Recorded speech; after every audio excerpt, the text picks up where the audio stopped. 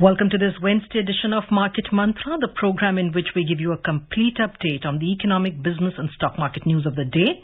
I am Anubha Rohatgi and with me is my co-anchor in Hindi, Vishal Sharma. नमस्कार, market मंत्र में आप सभी का स्वागत। प्रतिदिन की तरह आज भी हम देश और दुनिया से आर्थिक, व्यापारिक और शेयर बाजार के ताजा समाचार आप तक लाएंगे और उन पर चर्चा भी करेंगे।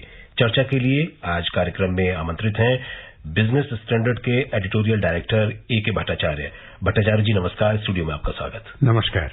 सबसे पहले हेडलाइंस के साथ हैं Anubha. Thank you, Vishal. Key domestic stock indices fall more than 0.5% amid mixed global cues. Sensex finishes below 53,750 points. Nifty settles near the 16,000 mark. Rupee closes at 77 rupees and 53 paisa against the dollar. And Brent crude prices rise above $114.50 per barrel. मिले जुले वैश्विक संकेतों के बीच प्रमुख घरेलू share सूचकांकों में 0.5% से अधिक की गिरावट। सेंसेक्स 53,750 के नीचे हुआ बंद। निफ्टी 16,000 के स्तर के करीब आया। डॉलर के मुकाबले रुपया मजबूत होकर 77 रुपए 53 पैसे के स्तर पर बंद हुआ और ब्रेंट कच्चे तेल की कीमतें बढ़कर $114.50 प्रति बैरल के पार।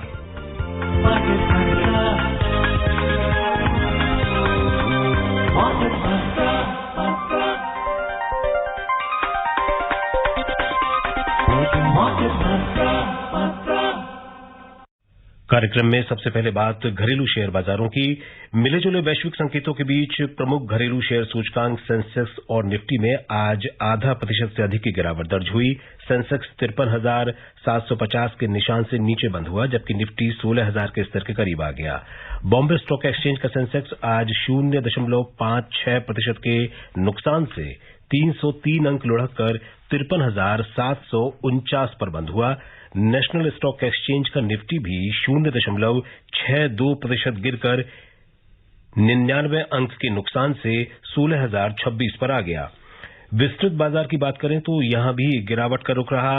बीएसई मिड कैप सूचकांक 1.93%, जबकि स्मॉल कैप सूचकांक 2.95% के नुकसान में रहे। The Sensex and the Nifty today fell more than 0.5% amid mixed global cues. The Sensex at the Bombay Stock Exchange closed below the 53,750 mark, while the Nifty at the National Stock Exchange settled near 16,000 level. The Sensex lost 303 points or 0.56% to close at 53,749, while the Nifty slipped 99 points or 0.62% to finish at 16,026. In the broader market at the BSE, the mid-cap ended 1.93% down, while the small-cap index plunged 2.95%. In the Sensex pack, shares of 12 companies gained, while 18 logged losses. NTPC was the top gainer as it added 3.8%. Kotak Bank, Bharti Airtel and HDFC each gained 1.4%. On the other hand, Asian Paints lost the most as it fell 8.4%. TCS declined 3.7%. Tech Mahindra plunged 3.5% and Wipro ended 3.3% down. In sectoral indices, 17 out of 19 sectors declined. Finance sector gained 0.3% and BankX added 0.2%. On the other side, IT index tumbled 3.2% and Realty plunged 3%. Industrial declined 2.7% and tech index fell 2.4%. The overall breadth of the BSE trade was negative as shares of 662 companies gained while 2,671 fell. Shares of 111 companies remained unchanged. Mr. Bhattacharya, as we see and as has been expected and has been predicted also, the volatility continues. Today is the third consecutive session when the markets have closed in red. And that too when the morning, the markets opened with a gap up. So what are the... do you think the reasons for it are purely domestic, or is it also to do with the fact that the US Fed is going to have a very important meeting later in the day? Or is it a combination of all these factors? Well, as you also said, there's a combination of factors. The global cues are responsible. Globally, assessment of how the world economies, the major economies will fare in the coming days, still being assessed, and clarity is still not emerged.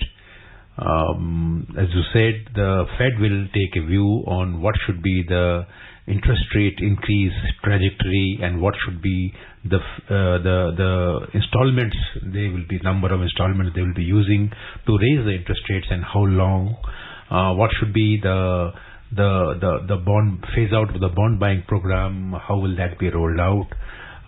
If you look at the Chinese economy, which is another big factor in these calculations,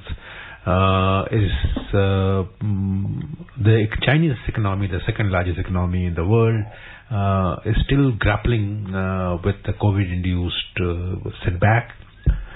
Supply chains are still more disrupted. Its tech sector is in trouble. The European economies have been impacted by the continuing war between Russia and Ukraine. So these are the global factors, and as you must have noticed that the World Economic Forum, there is a sense that the world is not yet through the current turmoil. Add to it what is really happening in the Indian economy, which is the inflation is on the rise, although there is now some clarity that what kind of inflation trajectory one would see. The annual inflation is said to be ranging between 6 and 7%. The government response has been assessed, and the government has stepped in with some reduction in duties by which the petrol and diesel prices prices have come down. There are also some export curbs, some duty cuts on import items, but the overall sense is that the story is not yet fully unfolded. So I think the markets are responding to that uncertain situation, and which is why the volatility is so obvious and pronounced. As you saw in all the last 3 days session, the markets were trying to break free from this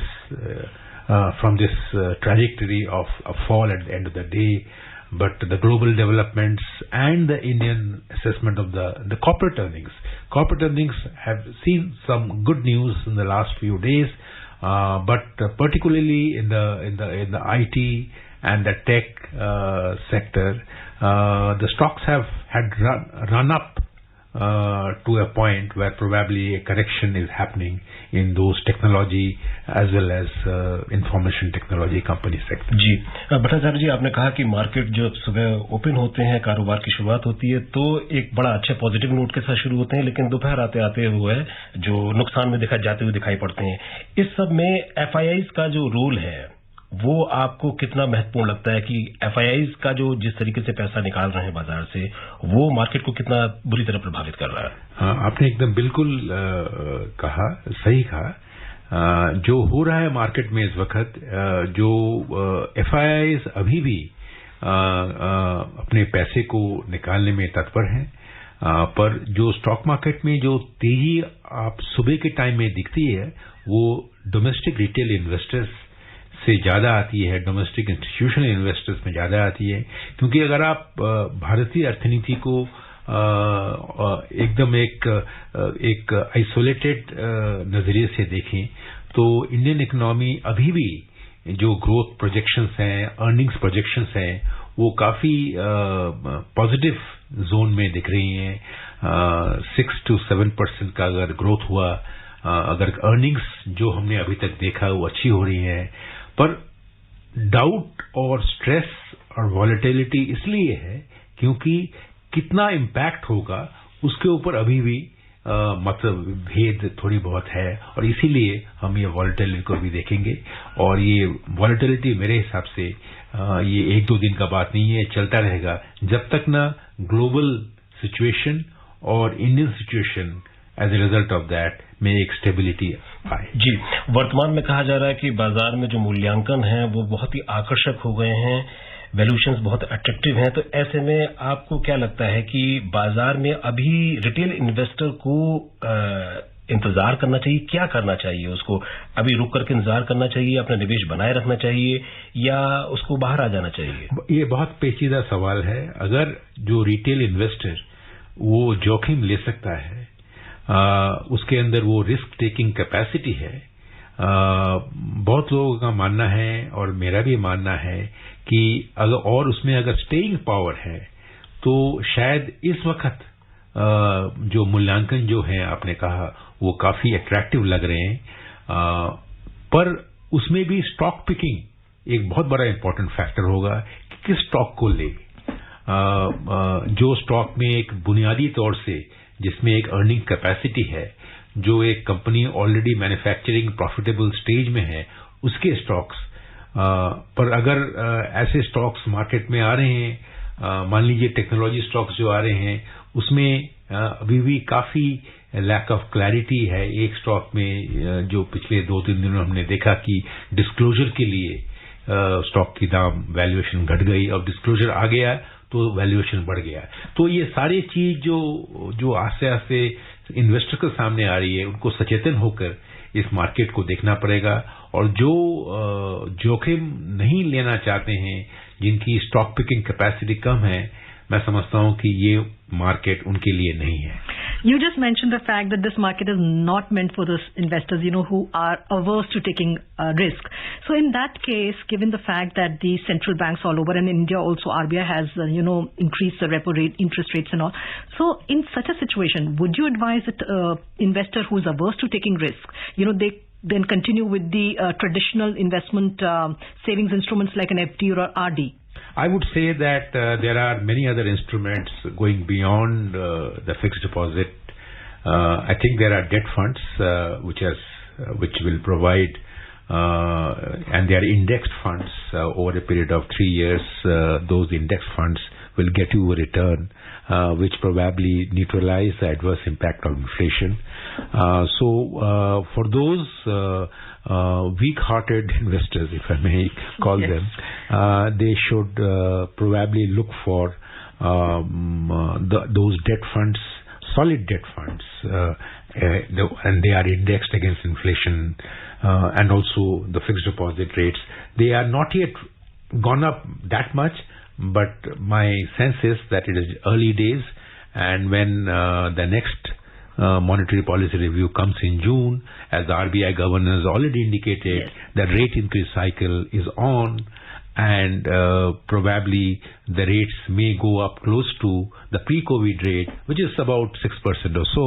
So I think one has to wait and watch, but certainly debt funds and fixed deposits are an option for retail investors who don't want to take their risks in the stock market and the equity market.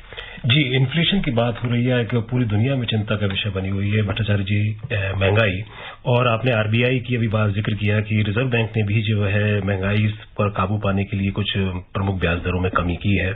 सरकार के स्तर पर भी कुछ प्रयास किए जा रहे हैं, जैसे कि अभी हमने देखा कि एक्साइज ड्यूटी में कमी की गई फ्यूल पर। तो आपको ये लगता है कि ये जो सरकार के स्तर पर जो अभी कदम उठाए जा रहे हैं वो क्या महंगाई को पूरी तरीके से काबू पाने के लिए काफी हैं? देखिए, काबू पाने के लिए काफी है कि नहीं, ये सवाल का जवाब एक कठिन होगा, पर जो आंकड़े हमारे सामने आ रही हैं कि जिस तरह से जो इन्फ्लेशन बढ़ रहा है, उसमें अगर हम देखें कि जो एक्साइज लेवीज जो है, जो रोड एंड इंफ्रास्ट्रक्चर सेस, जो पेट्रोल एंड डीजल में कमी की गई, उसका जो एक इम्पैक्ट होगा वो करीबन 0.22 परसेंटेज पॉइंट डिक्लाइन आ सकता है। तो जो इन्फ्लेशन आगे बढ़ सकता था वो इन्फ्लेशन शायद नहीं बढ़ेगा, पर इससे एक बहुत इंपॉर्टेंट चीज अचीव हो सकती है, वो है इकोनॉमी में जो मैक्रो इकोनॉमिस्ट कहते हैं इन्फ्लेशनरी एक्सपेक्टेशंस, उसमें थोड़ा बहुत एक काबू शायद पा लिया होगा हमने, जिससे कि जो इन्फ्लेशनरी एक्सपेक्टेशन ना बढ़े, क्योंकि लोगों का धारणा ये है कि पेट्रोल डीजल के दाम बढ़ते रहेंगे, और आप तो जानते हैं पेट्रोल डीजल हर चीज में जाती है जी। तो मैं समझता हूं कि इस डिसीजन से इन्फ्लेशनरी एक्सपेक्टेशंस में एक इम्पैक्ट जरूर होगा। We will continue with Market Mantra and the discussion, but after this short break. उपभोक्ताओं तक पहुंचने का सुलभ और सस्ता माध्यम है आकाशवाणी। आकाशवाणी के विभिन्न केंद्रों से कीजिए अपने उत्पादों और सेवाओं का प्रचार विज्ञापनों के माध्यम से। लोकल और राष्ट्रीय स्तर पर कीजिए अपने बिजनेस का विस्तार, क्योंकि आकाशवाणी में विज्ञापन बुकिंग हुई बहुत ही आसान। अब घर, दफ्तर या दुकान पर बैठे बैठे आप कर सकते हैं विज्ञापनों की बुकिंग। डायल कीजिए 870-001-4242। नंबर एक बार फिर नोट करें, 870-001-4242। ब्रेक के बाद आप सभी का फिर से स्वागत है कार्यक्रम में। आप सुन रहे हैं मार्केट मंत्र और अब घरेलू मुद्रा के प्रदर्शन पर नजर डाल लेते हैं। अंतरबैंक विदेशी मुद्रा बाजार में रुपया आज 6 पैसे की मजबूती से $1 के मुकाबले 77 रुपए 53 पैसे प्रति डॉलर के स्तर पर बंद हुआ। 6 अन्य प्रमुख मुद्राओं की तुलना में डॉलर की मजबूती दर्शाने वाला डॉलर इंडेक्स 0.48% की बढ़त से 102.34 पर था। रुक करते हैं वैश्विक बाजारों का। सबसे पहले एशियाई शेयर बाजार। अमेरिका के केंद्रीय बैंक फेडरल रिजर्व की बैठक से पहले एशियाई शेयर बाजारों में आज कारोबार मिला जुला रहा। चीन का शंघाई कंपोजिट इंडेक्स 1.2% लाभ में रहा। दक्षिण कोरिया के कोस्पी में 0.4% और हांगकांग का हैंगसेंग 0.3% की बढ़त में रहे। दूसरी तरफ सिंगापुर का स्ट्रेट्स टाइम्स इंडेक्स 0.5% लुढ़क गया और जापान का निकेई 0.3% के नुकसान में रहा। यूरोपीय शेयर बाजारों की बात करें तो अंतर्दिवसीय कारोबार में लंदन का FTSE 100 0.2% के लाभ में चल रहा था, जबकि फ्रांस का कैक और जर्मनी का डैक्स दोनों 0.2% के नुकसान के साथ कारोबार कर रहे थे। Moving on to the US market, the S&P 500 and the Nasdaq index fell yesterday as worries that aggressive moves to curb decades-high inflation might tip the US economy into recession dampened investors' risk appetite.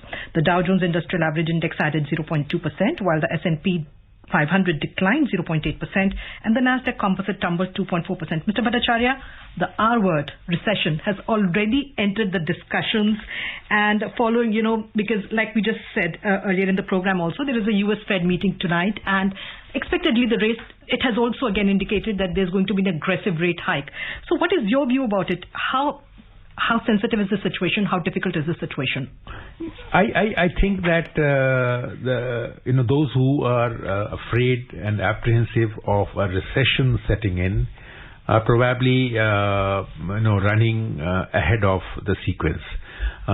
Yes, certainly recession is a possibility, but we are not there as yet. There are many factors that are at play.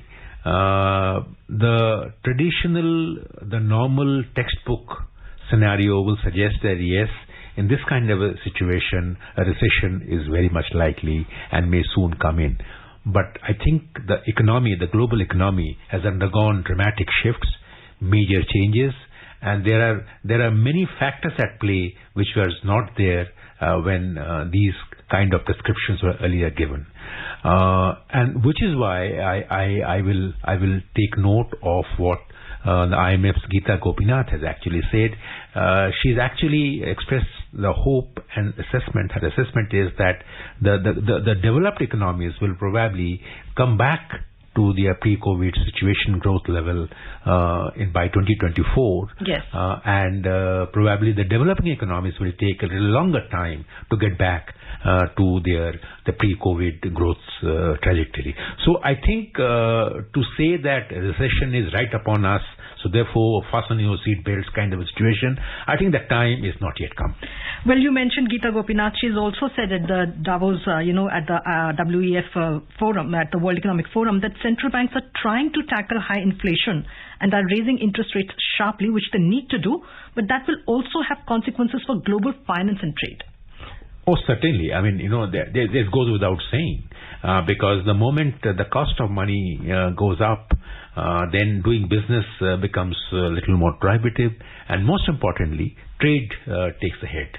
But there are also some major global shifts taking place strategically and in terms of global international economic groupings. They're also undergoing some change, and my sense is that yes,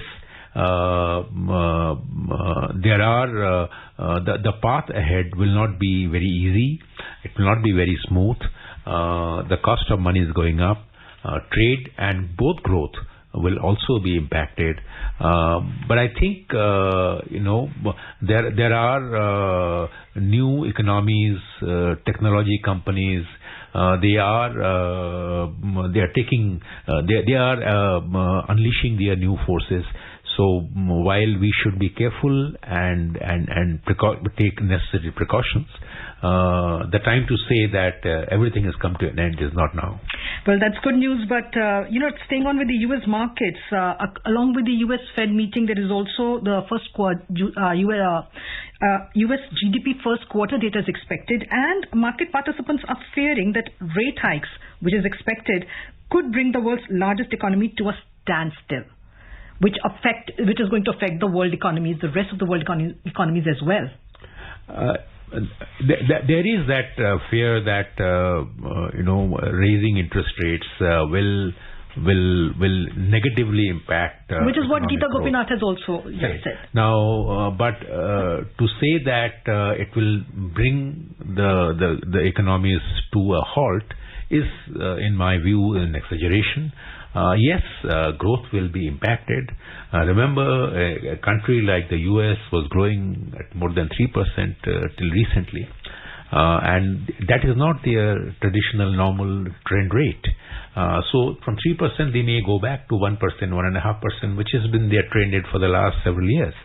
So yes, the developed economies, Europe particularly, will have to take a hit. But remember, there is a lot of positive factors that are at play in the U.S. They are still the innovation capital of the world. Yes. They are still a young economy, technology-driven. So I have greater faith in the American economy's ability to come back into the game than probably Europe, which is an older economy, state kind of thing. So that's that. Let's see how it goes. Well, I hope our listeners are, listening very, very carefully to what Mr. Bhattacharya has to say. And on that positive note, the next story coming from Vishal. Anubha, अगली story की बात करें तो केंद्र सरकार ने चीनी की घरेलू उपलब्धता सुनिश्चित करने के लिए चीनी के निर्यात की सीमा तय करने का फैसला किया है। आज नई दिल्ली में मीडिया को इसकी जानकारी देते हुए खाद्य सचिव सुधांशु पांडे ने कहा कि इस मौसम में भारत से निर्यात रिकॉर्ड उच्च स्तर तक पहुंच गया है और अक्टूबर-नवंबर में त्योहार के मौसम में चीनी की खपत में वृद्धि के मद्देनजर इसकी घरेलू उपलब्धता सुनिश्चित करने का अब समय आ गया है। खाद्य सचिव ने कहा कि चीनी के निर्यात की सीमा तय करने का फैसला चीनी की वैश्विक मांग बढ़ने की आशंका के मद्देनजर लिया गया है। श्री पांडे ने कहा कि इस सीमा को प्रतिबंध के रूप में नहीं देखा जाना चाहिए।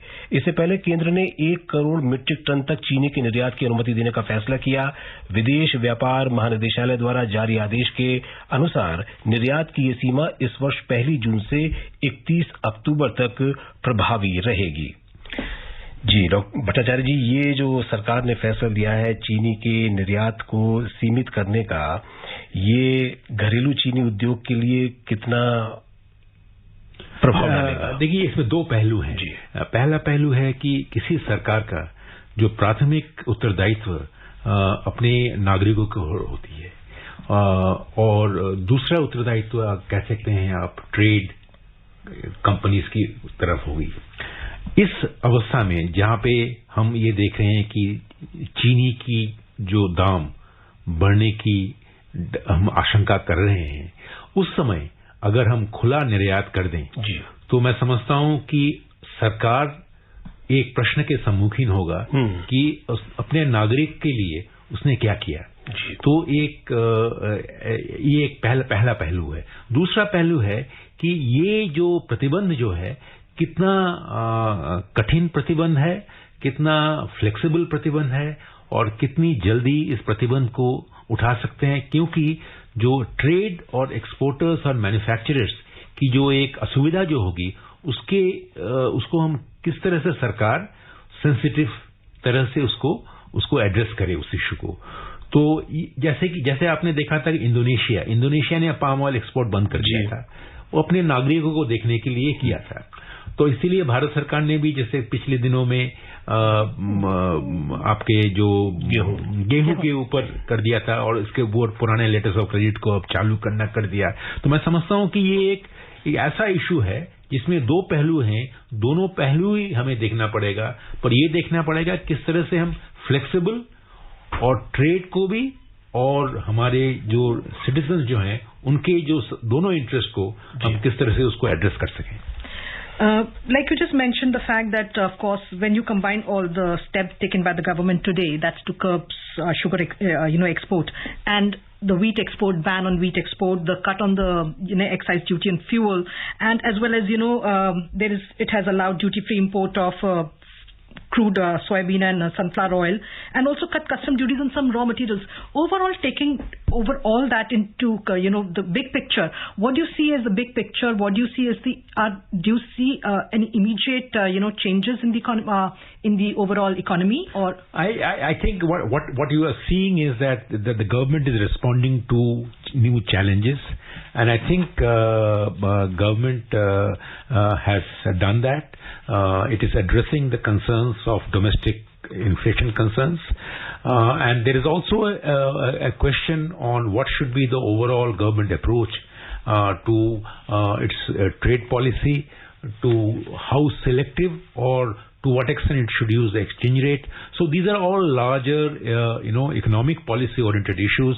But at the moment, what is very clear is the government is responding specifically to the need of the consumers, so that they are not a victim of higher inflation. Moving on to commodities, oil prices today rose, supported by tight supplies and the prospect of rising demand from the summer driving season in the United States. In intraday trade, Brent crude was trading at around $114.75 per barrel, while WTI crude prices were at $111.10 per barrel. A very quick comment on the rising. We're seeing a lot of volatility in the oil prices as well, Mr. Bhattacharya. Yesterday they were down, today they are up. So what kind of a trend do you see in the coming days? I think this trend will continue till the Russia-Ukraine crisis does not come to an end, and that doesn't seem to be coming to an end. So I would say that India's oil situation and the oil market, the global oil market, will continue to be very choppy in the next few weeks at least. And given that choppiness, I think like we just discussed, it's a very good step that the government has taken to cut down on the excise duty. It is address the concerns of inflation and inflationary expectations. जी, बात gold की करते हैं। Multi commodity exchange पर जून अनुबंध वाला सोना आज 190 रुपए सस्ता होकर 50,965 रुपए प्रति 10 ग्राम पर चल रहा था। जुलाई अनुबंध वाली चांदी भी 625 रुपए टूटकर 61,350 रुपए प्रति किलो के स्तर पर कारोबार कर रही थी। न्यूयॉर्क मर्केंटाइल एक्सचेंज में सोना मंदी के साथ $1,860.80 प्रति औंस पर था और चांदी भी गिरावट के साथ $21.80 प्रति औंस पर कारोबार कर रही थी। Mr. Bhattacharya, do you think that the volatility in the equity markets is making gold an attractive option for investment? To some extent, yes. People are switching over to options and platforms where they can probably be insured against the volatility in the stock market. But if you look at the trends in gold as well as the realty market, it is not fully evident. That shift is not fully evident. Even now, I think the investors are still are keen on staying on in the equity market. Ji, A.K. Bhattacharya जी, आप कार्यक्रम में शामिल हुए और इतनी बहुमूल्य जानकारी दी हमारे श्रोताओं को, इसके लिए आपका धन्यवाद। नमस्कार। And before we close, a reminder of the headlines. Key domestic stock indices fall more than 0.5% amid mixed global cues. Sensex finishes below 53,750 points. Nifty settles near the 16,000 mark. Rupee closes at 77 rupees and 53 paisa against the dollar. And Brent crude prices rise above $114.50 per barrel. And that's it in this edition of Market Mantra. We'll be back tomorrow at 3 p.m. with Money Matters. Till then, namaskar. नमस्कार।